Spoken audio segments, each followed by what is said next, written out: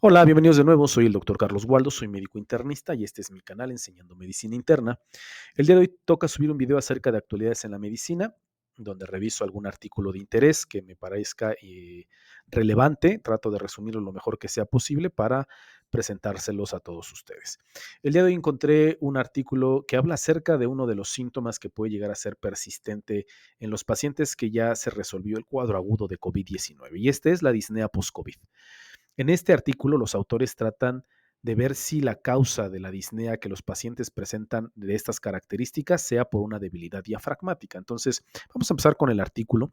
A manera de introducción, pues bueno, ya todos sabemos que ya son más de 3 años de que empezó la pandemia de SARS-CoV-2, de coronavirus, de COVID-19, por lo que una gran población, una población sustancial ya ha recuperado de esta enfermedad y muchos de ellos del síndrome respiratorio agudo grave. Muchos pacientes al principio de la pandemia desafortunadamente cayeron en un síndrome de dificultad respiratoria aguda. Algunas de estas personas experimentan una variedad de síntomas y anomalías que pueden llegar a persistir durante varias semanas o inclusive varios meses sin una recuperación de algunos síntomas, a pesar de que ya se hayan recuperado de la enfermedad aguda. Se han utilizado varios términos, entre ellos el COVID prolongado o síndrome post-COVID, para describir estos hallazgos. Sin embargo, hasta la fecha, hoy en día no sabemos muy bien y se comprende bien si estas anomalías son exclusivas de COVID-19, cuánto tiempo van a persistir, su fisiopatología subyacente y especialmente en aquellos pacientes que recibieron ventilación mecánica invasiva de manera pues necesaria o inevitable para controlar el síndrome de dificultad respiratoria aguda del COVID-19. Entonces, uno de esos síntomas que han sido persistentes o que se han encontrado en el síndrome post-COVID o en el COVID prolongado es la disnea de esfuerzo, que puede llegar a persistir durante muchos meses después de COVID-19 y a menudo en ausencia de anomalías pulmonares parenquimatosas, en disfunción cardíaca o problemas con el intercambio gaseoso. Aparentemente todas las pruebas se encuentran normales o negativas, pero el paciente sigue experimentando disnea.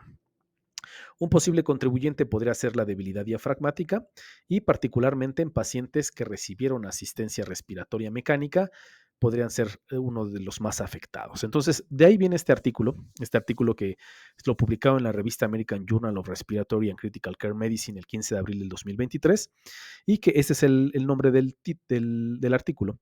La debilidad del músculo diafragmático podría explicar la disnea de esfuerzo 15 meses después de hospitalización por COVID-19. Fue realizado por investigadores alemanes, RECMI colaboradores, y en este estudio estudiaron a 50 pacientes que habían sido hospitalizados con COVID-19. La mitad tenía síndrome de dificultad respiratoria aguda, que requirió ventilación mecánica, y la otra mitad no solamente recibió oxígeno suplementario. Un tercio de los pacientes requirió oxigenación por membrana extracorpórea. Eh, a estos pacientes se les dio un seguimiento de 15 meses después de que se les dio de alta y todos los pacientes tenían pruebas de función pulmonar, ecocardiografía, niveles de hemoglobina y análisis de gases en sangres normales. Todos se presentaban los estudios normales. Sin embargo, casi la mitad informó disnea moderada y una cuarta parte incluso comentó que había disnea grave. ¿Cómo se llevó a cabo lo de la disnea o cómo se midió lo de la disnea? Bueno, con el apoyo de un equipo de estudio capacitado y los pacientes respondieron cuestionarios clínicos para determinar la disnea. Una de ellos fue la escala de disnea del Medical Research Council, que es el MRC, que todos conocemos, la escala de disnea de Borg y la escala para fatiga, el índice de gravedad de la fatiga modificado. Las puntuaciones de la escala de disnea de Borg se determinaron antes y después de una prueba de caminata de 6 minutos sin oxígeno suplementario. Y a los pacientes se les dividió en 3 grupos. El primer grupo que tenían disnea de esfuerzo leve o nula, que tenían una puntuación en la escala de disnea de Borg de 0 a 1, un MRC de 1, y estos fueron 14 pacientes, es decir, el 28% de los pacientes que están en el estudio cayeron en este grupo. El otro grupo fue de disnea de esfuerzo moderada, que tenía una puntuación en la escala de disnea de Borg de 2 a 5, un MRC de 2 a 3, y estos fueron 24 pacientes, es decir, el 48% de los pacientes. Y por último, el subgrupo de disnea de esfuerzo severa, que tenían una puntuación en la escala de disnea, perdón, en la escala de disnea de Borg más de 6, una MRC de 4 o 5 y en estos fueron 12 pacientes, es decir, el 24% de los pacientes estudiados. Tanto el grupo con síndrome de dificultad respiratoria aguda como el grupo sin esta patología tuvieron un deterioro similar en la prueba de caminata de 6 minutos y la distancia recorrida se asoció significativamente con el grado de disnea informado por los pacientes. A estos pacientes se les realizó un estudio de estimulación del nervio frénico. Por medio de la presión transdiafragmática de contracción se registró y analizó utilizando catéteres con balón insertados transnasalmente en el estómago y en el esófago distal. A todos los pacientes se les realizó estas mediciones. Y para comparar la fuerza del músculo del diafragma, los pacientes previamente hospitalizados con COVID-19 fueron emparejados 3-1 con un grupo de control de sujetos sanos. Estos sujetos sanos fueron reclutados antes de la pandemia de COVID-19 con equipo técnico idéntico y estandarización de las investigaciones, tanto en la edad, el sexo, cuerpo, índice de masa corporal y comorbilidades. Entonces, se comparó con sujetos sanos. ¿Cuáles fueron los resultados del estudio? Aparte de estas mediciones, también se les hizo ultrasonido, el cual no reveló adelgazamiento del diafragma, es decir, no había un signo claro de atrofia muscular. Sí se demostró una disminución del engrosamiento con la contracción y una reducción de la contracción con la estimulación externa en todos los pacientes con COVID-19 en comparación con los controles sanos. Este hallazgo se correlacionó con el grado de disnea. Pero en cuanto a la presión transdiafragmática, ¿cuáles fueron los resultados? Se vio significativamente afectada en pacientes previamente hospitalizados con COVID-19 en comparación con sujetos de control, independientemente de la gravedad inicial de la enfermedad, con un 14 más menos 8 frente a 21 más menos 3 centímetros de agua en pacientes con ventilación mecánica frente a sujetos control, con una P significativa de 0.02. Mientras que de 15 más menos 8 frente a 21 más menos 3 centímetros de agua en pacientes no ventilados frente a sujetos de control, con una P de 0.05. Y finalmente hubo una asociación significativa entre la presión transdiafragmática de contracción y la gravedad de la disnea de esfuerzo, también con una P significativa de 0.03. Entonces, ¿cuáles fueron las conclusiones de los autores con estos resultados? Se las leo de manera textual.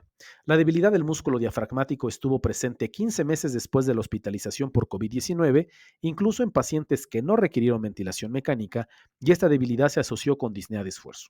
Por lo tanto, el estudio actual identifica la debilidad del músculo del diafragma y se correlaciona con la disnea persistente en pacientes después de COVID-19, en quienes la función pulmonar se encontraba dentro de parámetros normales. Entonces, a manera de opinión personal, la disnea es común después de COVID-19 y en ocasiones puede llegar a resultar frustrante tanto para los pacientes como los médicos, ya que los estudios pulmonares y cardíacos pueden salir dentro de parámetros normales. Y entonces la debilidad diafragmática probablemente pudiera llegar a explicar esta disnea en algunos pacientes, incluidos aquellos que no recibieron forzosamente ventilación mecánica, pueden llegar a tener esta debilidad muscular diafragmática. Entonces, la debilidad diafragmática se puede mejorar con rehabilitación pulmonar, está bien estudiado, está bien demostrado que estos pacientes pueden tener una mejoría, por lo que tiene sentido derivar a los pacientes con disnea persistente inexplicable, es decir, que ya se les hizo un protocolo de estudio cardiopulmonar y todo se encuentra dentro de parámetros normales. Creo que valdría la pena derivar a este tipo de pacientes a rehabilitación y a rehabilitación específicamente pulmonar para que mejoren por lo menos este síntoma que se puede llegar a presentar en pacientes con COVID prolongado o síndrome post-COVID. La verdad es que hay muchas cosas que todavía no se entienden al 100% del COVID. El COVID prolongado, el síndrome post-COVID es uno de ellos. Hay varios síntomas que se siguen estudiando. Tratamos de darnos explicación de por qué los pacientes presentan o no presentan ciertos síntomas tan prolongados. Y pues bueno, por lo menos este síntoma, la disnea de esfuerzo, y con este estudio nos viene a dar un poco de luz, a explicarnos qué es lo que está sucediendo con estos pacientes, si realmente no quedaron con una secuela importante a nivel pulmonar ni cardíaca, pero siguen presentando disnea. Y pues bueno, pues la respuesta en estos pacientes en particular puede ser la debilidad diafragmática. Bueno, entonces espero que les haya gustado. La verdad es que es un artículo bastante interesante. Ya saben, les dejo el link en la descripción del video por si le quieren dar una checadita. Está bastante bueno, está interesante. Y pues nada, espero que tengan un bonito día y una excelente semana.